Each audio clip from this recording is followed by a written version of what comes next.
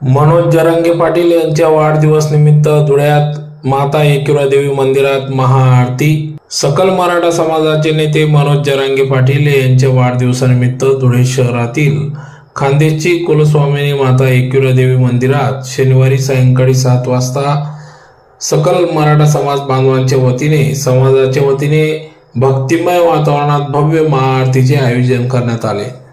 यावेळी मनोज जरांगे पाटील यांना उत्तम आरोग्य दीर्घायुष्य लाभावे तसेच त्यांच्या सामाजिक कार्याला अधिक बळ मिळावे अशी प्रार्थना माता एकविरादेवी चरणी करण्यात आली। यावेळी मंदिर परिसरात धार्मिक व उत्साहपूर्ण वातावरण निर्माण झाले होते। महाआरती प्रसंगी सकल मराठा समाजाचे पदाधिकारी कार्यकर्ते समाज बांधव मोठ्या संख्येने उपस्थित होते। तर उपस्थितांनी मनोज जरांगे पाटील यांना वाढदिवसाच्या शुभेच्छा देत त्यांच्या नेतृत्वाखाली समाज हिताची चळवळ अधिक व्यापक होण्यासाठी प्रार्थना करण्यात आली। या धार्मिक कार्यक्रमामुळे मंदिर परिसर भक्ती रसाने भारावून गेला असून समाजातील ऐक्य आणि सामाजिक बांधिलकीचे दर्शन घडले।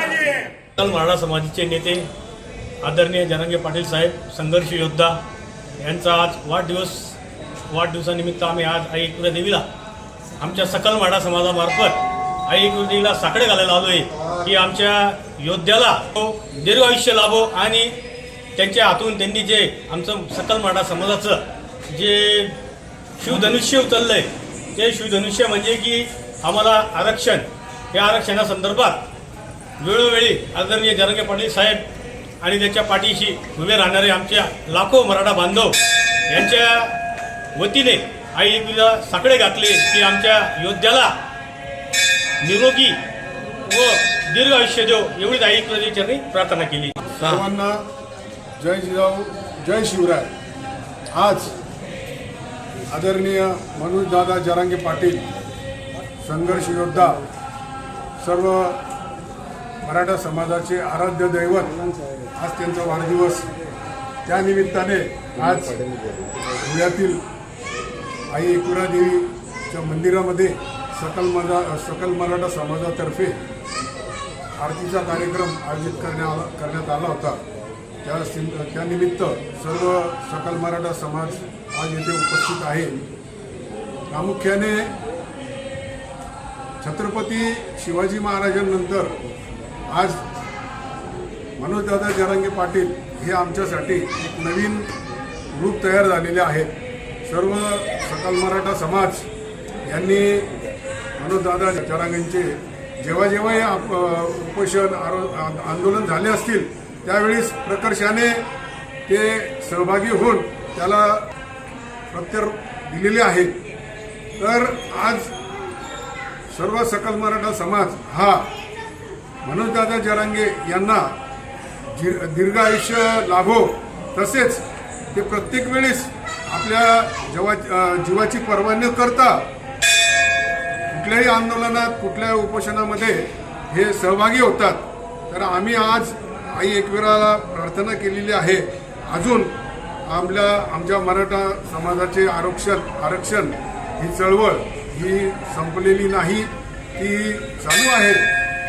जरी फडणवीस साहेबांनी त्या संदर्भात आरक्षण संदर्भामध्ये ज्या काही गोष्टी सांगितलेल्या आहेत परंतु अजून त्या पूर्णत्वास आलेल्या नाही.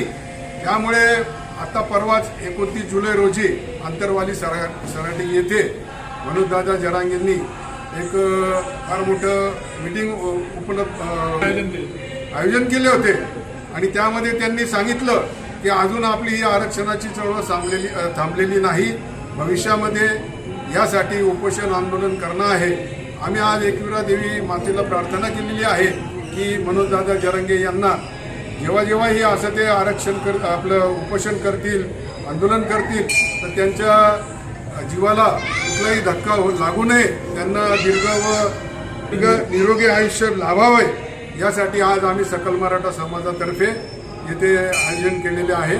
जय जिजाऊ, जय शिवराय.